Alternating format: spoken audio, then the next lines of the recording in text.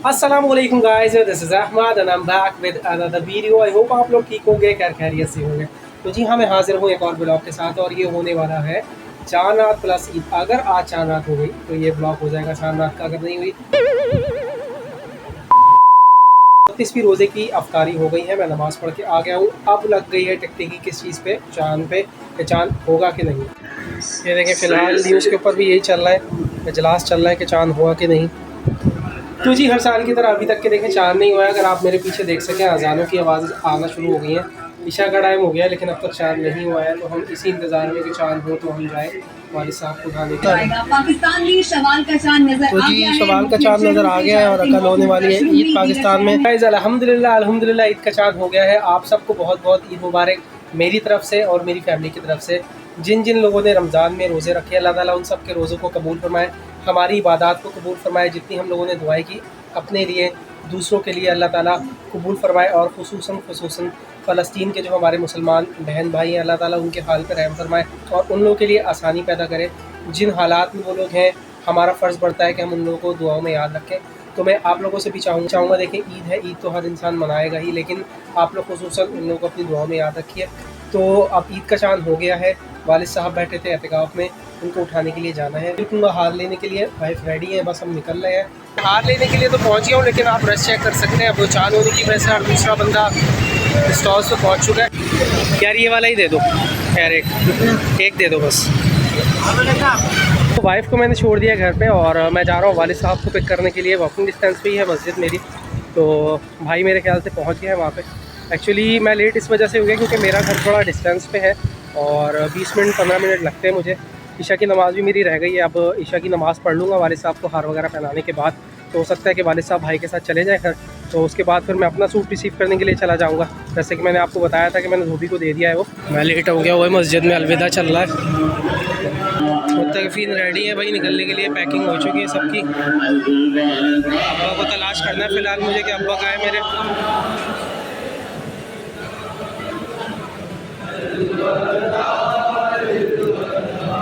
भाई नज़र आ गया मुझे अपना।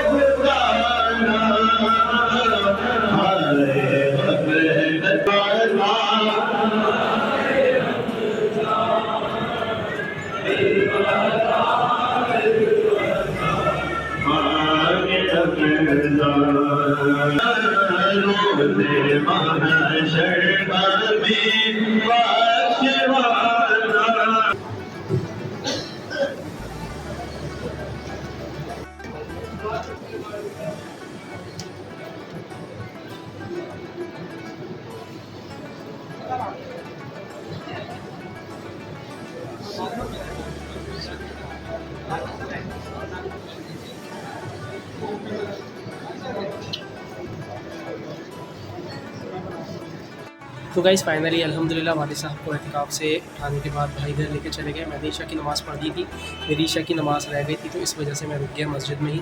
और आप देख सकते हैं मेरे पीछे मस्जिद खाली हो गई है।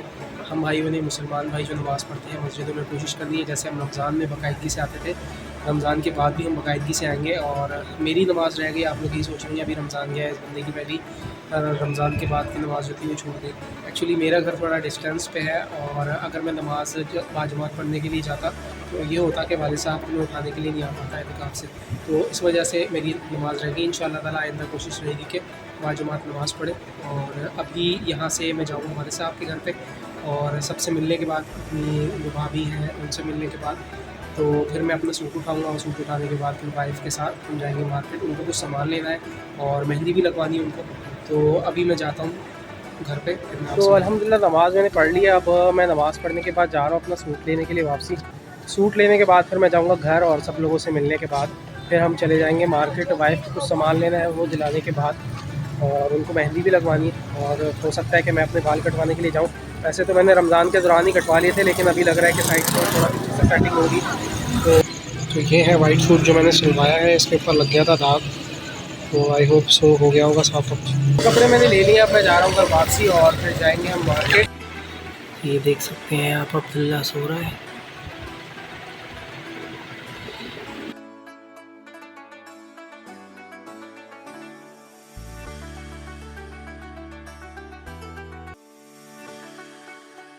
तो अब मैं आ गया हूँ वाइफ के साथ मार्केट में कुछ ज्वेलरी वगैरह लेनी है और मेहंदी लेंगे। मेहंदी लेने के बाद फिर जाएंगे वापसी, क्योंकि वो लगानी भी होगी।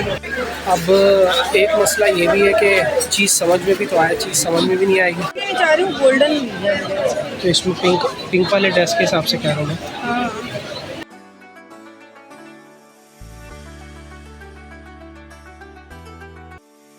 मार्केट में मैं ज़्यादा वीडियोस रिकॉर्ड नहीं कर सका, क्योंकि सराउंडिंग में सारी लेडीज़ थी और अच्छा नहीं लगता कि कोई टोक देता मुझे कि वीडियो क्यों बना रहे। तो इस वजह से मैंने लिमिटेड ही वीडियोस बना ली, कुछ सामान लेते हुए बना ली।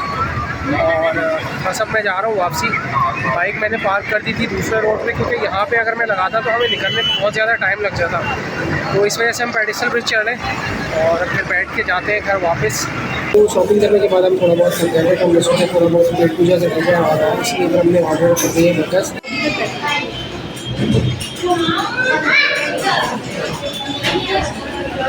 मैं तो यही बात कहूँगा कि आप रमज़ान में जितनी भी शॉपिंग कर लो, 4 रात में निकलना होता ही है। और देख लें, रात के ऑलमोस्ट 12 बज चुके हैं और अब हम मार्केटों में ही घूम रहे हैं। हालांकि मैंने रमज़ान में सब कुछ काम कर लिए थे, उसके बावजूद भी अभी भी काम हमारे ख़त्म नहीं हुए। बाल कटवाने हैं, वाइफ को मेहंदी लगवानी है। हेयर आए हम, बाल वगैरह कटवा लिए मैंने। वाइफ को मैंने छोड़ दिया था उनकी वालदा के यहाँ, टाइम नहीं बचा उसके बाद मुझे आप लोगों को बताने के लिए कि मैं कहाँ जा रहा हूँ। तो इस वजह से मैं डायरेक्टली बाल कटवाने के लिए चला गया था। अभी घर आ गया हूँ और पीछे आप देख सकते हैं हल्की फुल्की रोशनी होना शुरू हो गई है। फ़जर के लिए जा रहा हूँ मैं नमाज़ पढ़ने के लिए, और फ़जर के साथ ही सेम मस्जिद में ही ईद की नमाज़ पढ़ूंगा। जहाँ मैं जा रहा हूँ वहाँ 5:55 पे नमाज़ है फ़जर की, और 6:35 या 32 मिनट तक के या 34 मिनट तक के आई गेस ईद की नमाज़ है। तो मुझे यहाँ से अपने आबाई घर जाना है, वहाँ पर पढ़ूंगा ईद की नमाज़। तो बाकी घर वालों से भी मिलूँगा और उसके बाद फिर हम जाएंगे कब्रिस्तान वालदा की कब्र पे, और उसके बाद फिर आ जाऊँगा घर और फिर हम करेंगे नींद। तो अभी टाइम कम है, मुकाबला सख्त है, क्योंकि 10 से 15 मिनट मुझे लगेंगे वालिद साहब के घर जाने के लिए। तो बस मैं निकल रहा हूँ। आप देख सकते हैं मैं नहा के आ गया हूँ, चेंज करना है। और एक भरने एक ये हो गया कि जो मैंने सूट आप लोगों को दिखाया था वाइट वाला, उसकी लेंथ बड़ी हो गई है। तो वाइफ को बोला है उसकी लेंथ वो छोटी कर रही हैं। लेंथ वो छोटी कर देंगी तो फिर मैं ये है कि वो शाम में या दोपहर में अगर कहीं जाना हुआ तो पहन लूँगा। फ़िलहाल ये है कि मैं ब्लैक कलर का सूट है मेरा, वो पहन के जा रहा हूँ। तो चलो फ़िलहाल आई एम ऑल डन, जा रहा हूँ नीचे। टाइम कम है, 20 मिनट रह गया और मुझे ऑलमोस्ट 10 से 15 मिनट तो लगेंगे वहाँ पहुँचने के लिए। कोशिश करूँगा कि बाजमात मिल जाए फ़जर, क्योंकि फ़जर के बाद ही होता है कि वहाँ रश लगना शुरू हो जाता है मस्जिद में, क्योंकि फ़ौरन बाद ईद की नमाज़ है। तो एरिया के जो लोग हैं वो आना शुरू हो जाते हैं फ़जर से ही। तो कोशिश करूँगा कि अव्वल सफ़ मिल जाए, नहीं मिली तो फिर होगा कि सेकंड फ्लोर पे जाऊँगा। तो गाइस 5:50 हो रहे हैं, मैं पहुँचा हूँ 39 पे निकला था मैं। एक्चुअली टाइम कम था और जमात भी खड़े होने वाली, 55 पे जमात है। तो खैर मैं पहुँच गया हूँ, क्योंकि यहाँ पर सीन ही होता है, आप अगर जल्दी आओगे तो आपको सफ़ मिलेगी, नहीं तो फिर सेकंड थर्ड फ्लोर है, वहाँ जाके फिर बैठना पड़ता है। तो वैसे तो मस्जिदों में फ़जर की नमाज़ हो चुकी है, आप पीछे देख सकते हैं कि रोशनी हो रही है, लेकिन ये है कि यहाँ पर जमात इस हिसाब से करवाई जाती है कि फ़जर की नमाज के बाद ज़िक्र होता है, ज़िक्र होने के बाद फिर ईद की नमाज़ होती है। तो चलें अभी चलते हैं मस्जिद में, वॉकिंग डिस्टेंस पे ही है मस्जिद। उम्मीद तो यही है कि ग्राउंड फ्लोर तो मिल जाएगी मुझे जगह, अगर नहीं मिली तो फर्स्ट फ्लोर पे जाना पड़ेगा। जिस बात का था डर वही हुआ है, देखें ग्राउंड फ्लोर पूरा भर चुका है, ऊपर मिलेगी जगह या तो नीचे बैठो। मैं फर्स्ट फ्लोर पे ही जा रहा हूँ क्योंकि नीचे तो नहीं है जगह।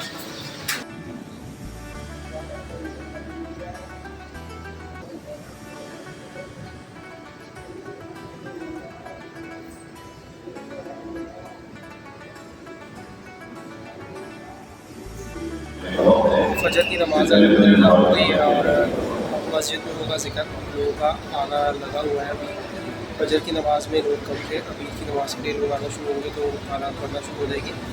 ये होगा कि अराउंड 20-25 मिनट का डिफरेंस है, तो 20-25 मिनट बाद ईद की नमाज़ पढ़ाई जाएगी। तो उससे पहले ये होगा कि इस दौरान में रात का बीच में रात पढ़ते रहेंगे और कुछ देर तक ज़िक्र होता रहेगा। तो फिर मैं आपसे मिलता हूँ ईद के बाद।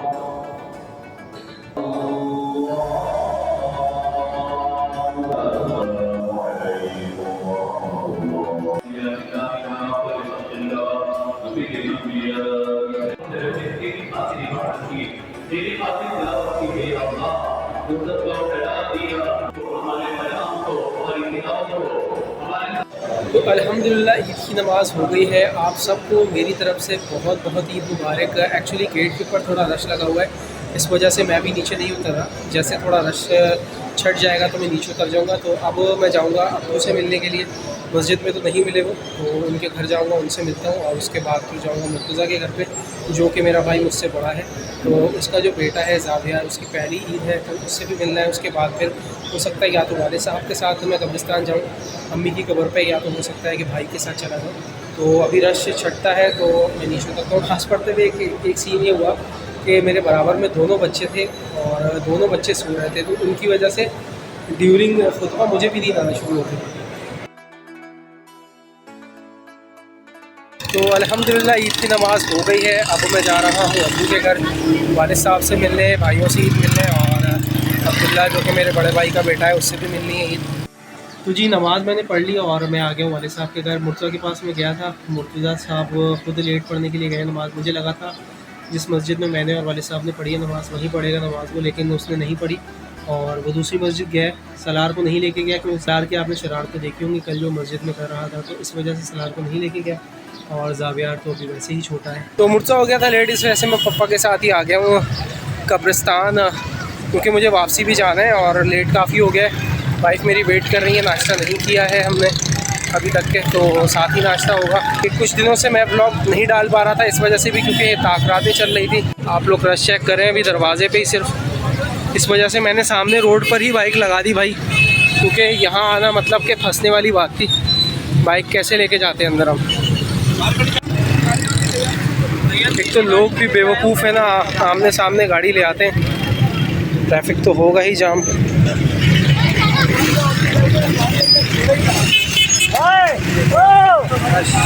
चलने का रास्ता नहीं। रश चेक करें आप, अंदर जाने की तो जगह ही नहीं है भाई, जाएं कैसे।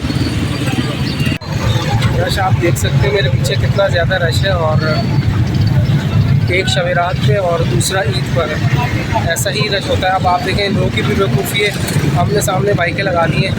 आने जाने वाला रोड एक ही है, लिटरली अंदर जाने के लिए इतना संघर्ष करना पड़ रहा है।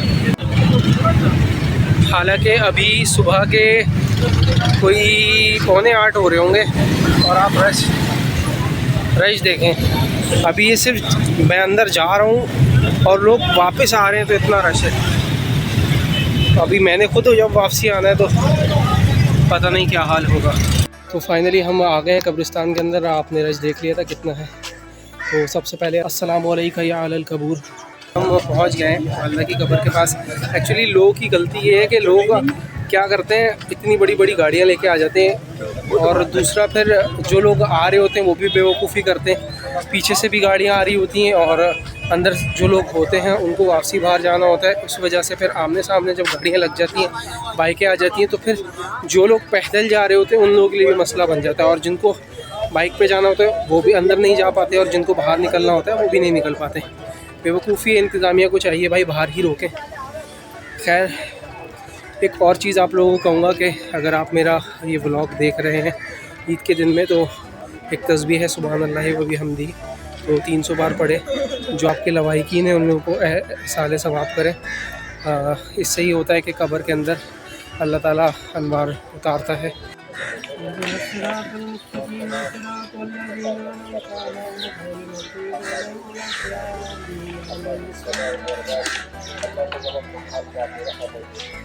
अच्छा मसा हम आ तो गए थे अंदर, और अब वापसी दोबारा उसी ट्रैफिक से बाहर जाना है। देखें पता नहीं वो ट्रैफिक है या ख़त्म हो गया है। मेरे ससुर भी हैं जिनकी कब्र है यहाँ पर, लेकिन जिस हिसाब का ट्रैफिक है मुझे लग नहीं पा रहा कि मैं वहाँ जा पाऊँगा। तो हो सकता है कि मैं उनकी कब्र ना जाऊँ, और वालिद साहब कहेंगे तो फिर यह है कि हम बाहर निकल जाएंगे घर जाने के लिए। जब हम आए थे उस वक्त तो ट्रैफिक ज़्यादा था, अब ट्रैफिक थोड़ा थम गया है। तो अब हम जा रहे हैं मेरे खालू की कब्र पे। उनको भी ये साले से बात करने की बात करी है कि हम वापसी चले जाएंगे घर। और आप हुज़ूर पाक सल्लल्लाहु अलैहि वसल्लम की एक हदीस भी है कि कब्रिस्तान जाना चाहिए ताकि आप लोगों को अपनी आखिरत याद रहे।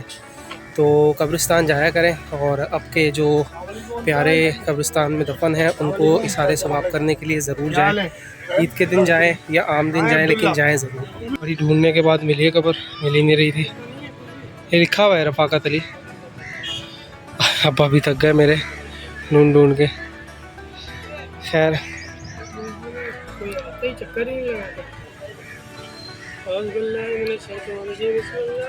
तो गाइस फाइनली थक हार के मैं आ गया हूँ घर वापस, और अब मैं करूँगा थोड़ी सी नींद और उसके बाद उठेंगे शाम में। तो ये था आज का व्लॉग। आई होप आप लोगों को अच्छा लगा होगा। अगर व्लॉग पूरा देखा आपने तो आपका बहुत बहुत शुक्रिया, और प्लीज़ अगर चैनल पर नए हैं तो चैनल को सब्सक्राइब करके जाएगा। ऐसी ही वीडियोस मैं पोस्ट करता रहूँगा, आगे भी मुझे मोटिवेट कीजिए, और मिलूँगा अब आपसे अगली वीडियो में। तो तब तक के लिए अल्लाह हाफ़िज़।